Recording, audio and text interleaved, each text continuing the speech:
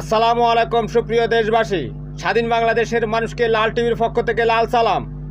1971 সালে যে বীর মুক্তিযোদ্ধারা রক্ত দিয়ে বাংলাদেশকে স্বাধীন করেছিল, সেই স্বাধীন বাংলাদেশে শেখ মুজিব ফিরে এসে আবারও 40,000 জাসদকর্মী সহ মুক্তিযুদ্ধকে হত্যা করা শুরু করেছিল রক্ষী বাহিনী দিয়ে।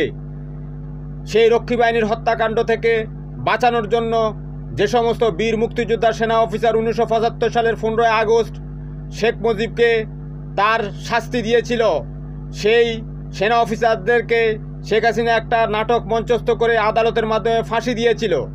যে ফাঁসিগুলো শেখ হাসিনা কারাগারে গিয়ে নিজে প্রত্যক্ষ করেছে। কিন্তু তার মধ্যে মেজর বজলুল হুদাকে শেখ হাসিনা আলাদা রুমে নিয়ে গিয়ে তার বুকে দাঁড়িয়ে একজন হিন্দু জল্লাদকে দিয়ে জবাই করিয়েছিল। সেই জবাইয়ের রক্ত শেখ হাসিনার শাড়িতেই পড়েছিল। যেখানে মহিলারা রক্ত দেখলে ছটফট করে, সেখানে একজন দজ্জাল পতিতা কীভাবে